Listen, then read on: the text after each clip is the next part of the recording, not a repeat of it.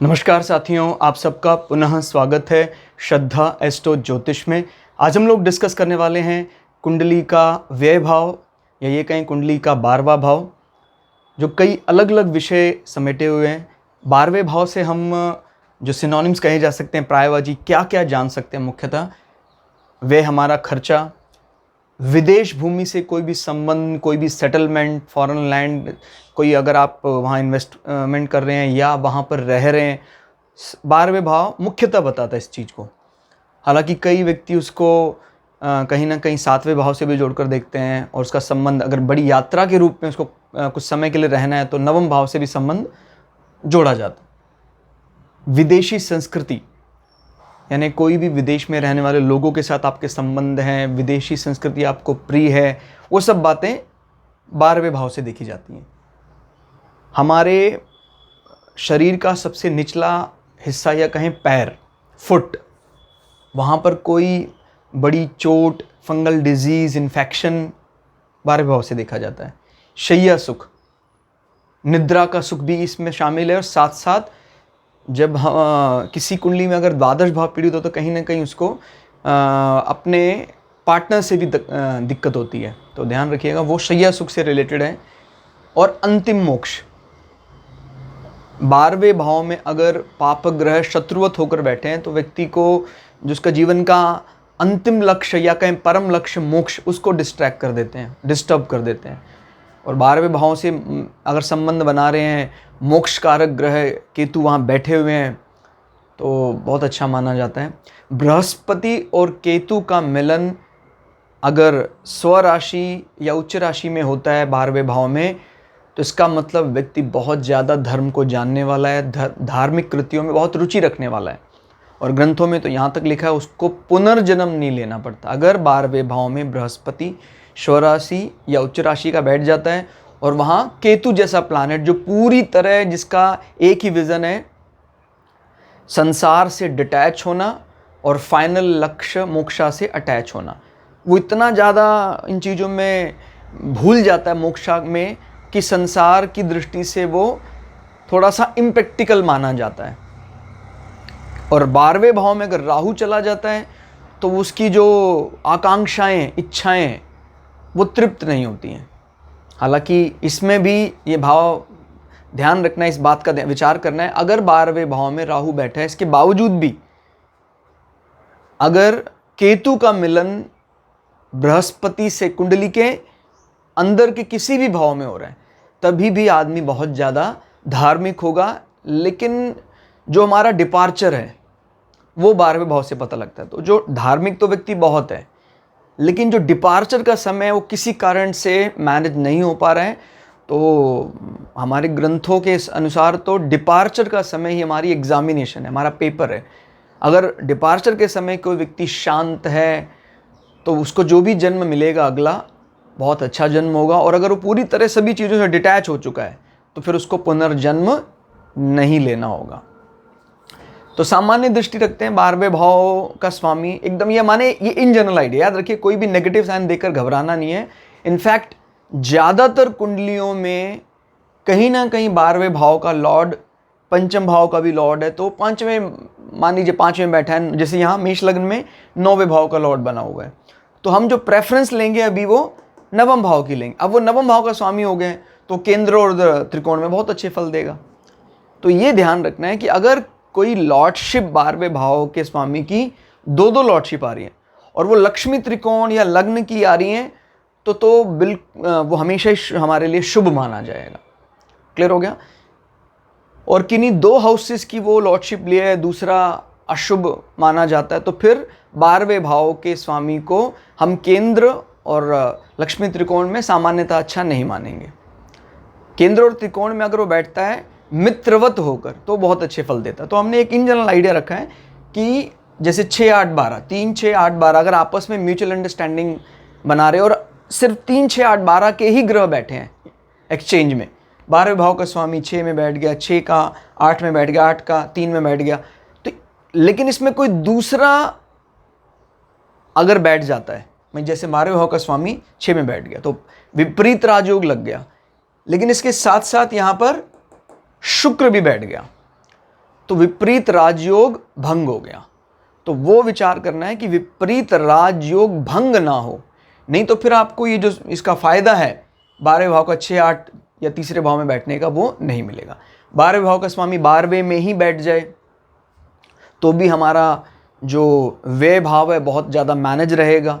और व्यय भाव का भी तरीका कैसा है, जैसे मेष लगन की कुंडली में 12 नंबर है, 12 नंबर को बृहस्पति का रोमांटिक फेज माना जाता है। यानी वैसे बृहस्पति बहुत समझदार हैं और बृहस्पति की ब्राह्मण राशि मानी जाती है, जल तत्व राशि मानी जाती है, लेकिन जब खर्चे की बात आती है तो ये बहुत ज़्यादा जमा घटा में विश्वास नहीं करते हैं। बृहस्पति का यही अगर एग्रेसिव रूप, क्षत्रिय रूप आ जाए 9 नंबर, तो ये नियमों पर चलने वाले और अपने व्यय को एक ठाट बाट के साथ उसका व्यय करते हैं। याद रखिए ये ब्राह्मण ही है, इस राशि का जो लॉर्ड है वो ब्राह्मण है, लेकिन इस राशि का अपना एक अलग स्ट्रक्चर है, वो क्षत्रिय है और अग्नि तत्व राशि है। तो जो नंबर जहां पड़ता उस अनुसार ही वो व्यक्तित्व उस पर्टिकुलर भाव से संबंधित विषयों को एक्सप्लोर करेगा, उनका एंजॉय करेगा। और 12 नंबर को बड़ा आनंद लेने वाला भी कहा जाता है, क्योंकि आप समझ सकते हैं ये वो राशि है जो शुक्र को सबसे ज़्यादा प्रिय है।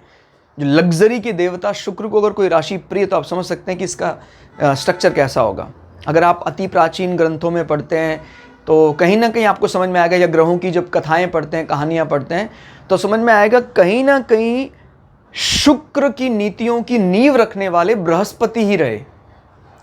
और इस कारण से शुक्र को बृहस्पति के मीन राशि में सबसे ज़्यादा बढ़िया उनका मूड हो जाता है, एक्साइटेड स्टेट में आ जाते हैं, या पार्टी टाइम एंजॉय करते हैं मीन राशि में।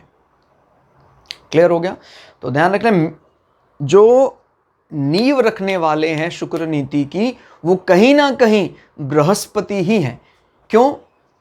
अगर वो नींव ना रखते तो जितने भी ये दानव या राक्षस हैं वो सभी तपस्या में लग जाते और वो उस अधिकार को पा लेते जो दूसरों को, जिससे ज़्यादा कष्ट दिया जा सकता है, सारे ही तपस्वी हो जाते। तो इन नीतियों की नींव रखी बृहस्पति ने, ताकि वो उसी में ही, माने संसार के सुखों में ही रमा रहे, अपने आप को ईश्वरीय ज्ञान की तरफ वो आसानी से ना ले जा पाए। अगर कोई दुर्बुद्धि तपस्या बहुत कर ले तो उसका हर्जाना उठाना पड़ता है। जैसे हमारे ग्रंथों में लिखा है कि भाई हिरण्याकश्यप, हिरण्याक्ष की मनोभावना अच्छी नहीं थी, लेकिन उन्होंने तपस्या की तो उसका भारी उसकी कीमत चुकानी पड़ी संसार को। तो ऐसे ही अगर ये कोई राक्षस प्रवृत्ति है, वो उनमें लिप्त रहे, लग्जरी में ही उलझा रहे, तो फिर वो एक प्रकार से अच्छा ही माना जाएगा। लेकिन आज की दृष्टि से इन ग्रहों को जो काम मिला हुआ है उसका कोई गलत अर्थ नहीं कहा जा सकता। और कलिकाल में तो जिस युग में हम जी रहे हैं, हम सबका लक्ष्य है कि भाई जीवन में ज़्यादा से ज़्यादा लग्जरी को हिस्सा बनाएं। तो 12 नंबर काफ़ी इम्पॉर्टेंट रोल प्ले कर सकता है। भाई जीवन में व्यय नहीं आपके, तो फिर आपने जो कमाया वो किस लिए कमाया है? तो व्यय भी होना ज़रूरी है। अब सर्वाष्टक वर्ग में देखा जाता है, जैसे मान लीजिए किसी का 20 नंबर व्यय है और 40 नंबर उसका धन भाव है, तो धन तो बहुत है उसके पास, लेकिन उस धन का व्यय नहीं करता है वो। तो ऐसे ही धन उसने कमाया, ऐसे ही रख के मर जाएगा, चला जाएगा, उसका उपभोग कोई और करेगा। यानी उसने धन का अर्जन किसके लिए किया? किसी और के लिए किया। इसी प्रकार से मान लीजिए एकादश भाव में आ रहे हैं 44 नंबर, द्वादश भाव में आ रहे 20 नंबर, फिर वही बात है, इन पैसा बहुत कमाता है वो, लेकिन व्यय वो स्वयं नहीं कर रहा है। इसका मतलब उसका जो आय है वो कोई और उपभोग करेगा। तो मतलब मैं ये नहीं कह रहा कि व्यय भाव बहुत ज़्यादा होना चाहिए, लेकिन व्यय भाव एटलीस्ट 25 से तो ज़्यादा ही होना चाहिए, ताकि आप अपने जीवन पर कुछ ना कुछ व्यय भी करें, लगाएं भी। तो ये कुछ पॉइंट है जो हमने बृहत्पराशर होरा शास्त्र के श्लोकों से लिए हैं। बहुत ही सिंपल एज पॉसिबल हमने करने का प्रयास किया है। चंद्र कहते हैं कि अगर चंद्रमा व्यय भाव का स्वामी है, यानी 12वें भाव का स्वामी होकर नवम भाव में, एकादश भाव में या पंचम भाव में आ गया है। क्लियर हो गया? चंद्रमा मान लीजिए ये मिथुन लग्न की कुंडली है, फिलहाल हमने कालपुरुष की कुंडली ली है मेष लग्न की, लेकिन अगर मिथुन लग्न है 3 नंबर, सॉरी नॉट मिथुन, सिंह लग्न, हालांकि मिथुन लग्न में भी अगर चंद्रमा जो 12वें भाव का स्वामी है, अगर वो माने जो धनेश है, वो मिथुन लग्न में चंद्रमा धनेश है, अगर वो 12वें भाव में बैठ जाता है तो भी बहुत अच्छे फल देता है। बट फिलहाल का जो स्टेटमेंट है वो हम कुछ और डिस्कस करना चाह रहे हैं कि चंद्रमा व्ययश होकर, यानी 12वें भाव का स्वामी कब बनेगा, जब सिंह लग्न लेंगे हम। यहाँ 5 नंबर यहाँ आ गया, यहाँ पर 4 नंबर है, तो फिर चंद्रमा व्ययश होकर 9वें भाव में बैठ गया। क्लियर हो गया? एकादश भाव में बैठ गया। क्लियर हो गया? 9वां भाव, एकादश भाव या पंचम भाव, या अपनी उच्च राशि। चंद्रमा की उच्च राशि कौन सी है? वृषभ राशि या स्वराशि, या 12वें भाव में ही चंद्रमा स्वराशि में बैठा है। और इसी प्रकार से नवमांश चार्ट, D9 चार्ट आपने देखा, वहां भी आपने देखा कि स्वराशि में है, नवम में है, एकादश में है या पंचम में है। क्लियर होगा? ये ध्यान रखिएगा, D1 चार्ट में भी चंद्रमा की इन अच्छे हाउसेज में कहीं ना कहीं प्लेसमेंट है। D9 चार्ट में भी चंद्रमा इन अच्छे हाउसेज में से कहीं भी प्लेस्ड है, तो फिर उसके जीवन में अच्छी संपदा, ज्ञान, मान सम्मान, अच्छा व्यय करता है, बहुत आदर सम्मान मिलता है, ज्ञानी पुरुष माना जाता है, या ज्ञानी महिला, जो भी जातक की कुंडली है मानी जाती है, अच्छी संपदा अर्जित कर लेता है। क्लियर होगा? तो व्यय भाव में अगर चंद्रमा आता है और D9 में भी उसकी स्थिति अच्छी बनी हुई है, तो निश्चित रूप से आपको व्यय भाव से जुड़े हुए सभी परिणाम अच्छे मिलेंगे। क्लियर?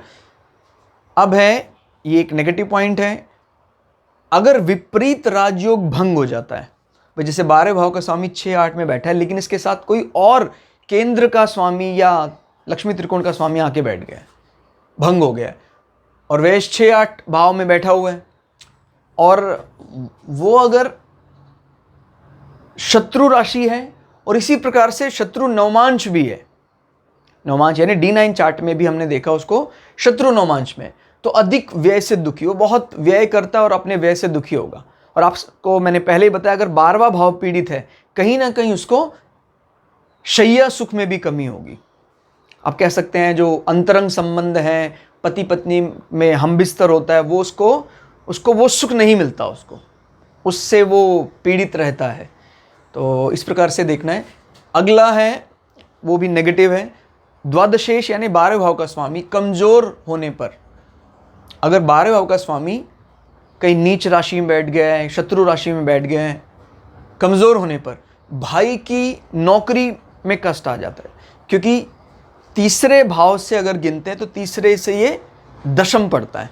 तीसरे भाव को हम छोटे भाई बहनों के लिए मानते हैं, तो भाई को नौकरी में कष्ट होगा, पुत्र की आयु क्षीण हो जाती है अगर 12वें भाव का स्वामी नीच हो, बहुत कमजोर हो, क्योंकि यह है पुत्र भाव, और पुत्र आपकी संतान यहां से अगर गिनते हैं 7-8, तो ये पुत्र की आयु भी बताता है, तो पुत्र की आयु क्षीण हो जाती है।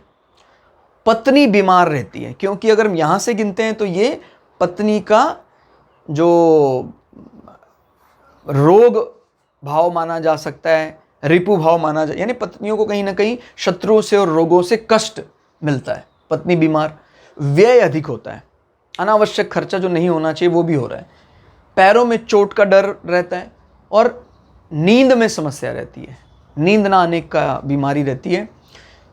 और फिर आता है, ये भी नेगेटिव पॉइंट है, ऋणात्मक है, राहु व्यय भाव में प्रबल शत्रुओं के साथ होने पर। राहु अगर मान लीजिए वृश्चिक राशि में राहु बैठा है, साथ में सूर्य बैठा है या साथ में मंगल बैठा हुआ है, तो वो झगड़े के मूड में है पूरा। सूर्य के साथ तो आपको पता ग्रहण दोष लग जाता है, तो वो अगर इस प्रकार के मूड में बैठा है, लाइक मंगल और शत्रु और प्रबल शत्रु, क्योंकि सूर्य में क्रूर शत्रु है, उसके साथ बैठा है, तो अंतिम जीवन बड़ा कठिनाई से बीतता है। और मैंने अभी डिस्कस करा कि अगर अंतिम जीवन कठिन है तो कहीं ना कहीं हमारे फाइनल डेस्टिनेशन में बाधा है। मोक्ष तो बहुत दूर की बात रही, हो सकता है कि हमारे कर्मों के कारण हमें कहीं दूसरे अधम लोकों में ना जाना पड़े, तो ये कहीं ना कहीं यहाँ से दिखाई देता है। 12वें भाव का कहीं ना कहीं पिटा हुआ राहु, क्योंकि क्लेश में है वो, फिर 12वें भाव में को खराब करेगा, और वहाँ पर कहीं उसके प्रबल शत्रु और आके बैठे हैं तो पूरा झगड़ालू हो जाता है, और इसका रिजल्ट मेनली आपके जीवन के जो अंतिम उसका पार्ट है उत्तरार्ध में दिखाई देता है। तो इसलिए ये बिल्कुल मत कहिए कि नहीं सर मेरे जीवन में धन भाव बहुत अच्छा है, मेरा लग्न भी बहुत है। 12वां भाव का भी कहीं ना कहीं अच्छी प्लेसमेंट होनी चाहिए। अब देख रहे हैं जैसे इस मेष लग्न की कुंडली में बृहस्पति और 9वें भाव का भी स्वामी और 12वें भाव का भी स्वामी, तो बृहस्पति वैसे भी शुभ माना जाता है। अगर वो कहीं मेष लग्न की कुंडली में जैसे उच्च का होकर बैठ जाए, चतुर्थ भाव में, स्वराशि में यहाँ बैठ जाए, तो बहुत अच्छा फल होगा 12वें भाव का भी। क्लियर? तो नेक्स्ट है फिर ये धनात्मक माना जाएगा, पॉजिटिव माना जाएगा। 12वें भाव का स्वामी यानी द्वादशेष 12वें भाव में ही बैठा है, लग्नेश मित्र होकर द्वादशेष के साथ। ये एक इंपॉर्टेंट पॉइंट है, फिर से गौर करिए। 12वें भाव का स्वामी 12वें भाव में ही बैठा है और लग्नेश मित्र होकर 12वें भाव में चला जाता है। जैसे यहां पर भी बृहस्पति और मंगल मित्र हैं, बृहस्पति यहां बैठ गया, मंगल भी यहां बैठ गया। या हम अगर तुला लग्न की कुंडली ले ले, मान लीजिए एग्जाम्पल के तौर पर 7 नंबर है, हालांकि लग्नेश नीच राशि में जा रहा है, लेकिन अगर बुध शुरुआती डिग्रियों में उच्च का होकर बैठ जाता है, क्योंकि आपको पता है बुध ही एक लौता ऐसा प्लैनेट है जो अपनी ही राशि में स्वराशि, अपनी ही राशि में मूल त्रिकोण और अपनी ही कन्या राशि में उच्च का होता है। तो शुरुआती डिग्री में बैठा है बुध 6 डिग्री 7 डिग्री, तो वो बुध शुक्र को नीच भंग भी करवा रहा है और विदेश में बहुत अच्छी सेटलमेंट भी करवा देता है। प्राय ऐसे लोग शुरुआत से ही घर से दूर रहने लग जाते हैं और विदेश भूमि में ऐसे लोगों को पूर्ण सुख मिलता है, पूरा पूरा वहां सुख मिलता है। क्लियर हो गया? याद रखिएगा, इस लग्नेश 12वें भाव में जाए तो शर्त यह है कि 12वें भाव का स्वामी उसको वेलकम करने के लिए वहां बैठा हो।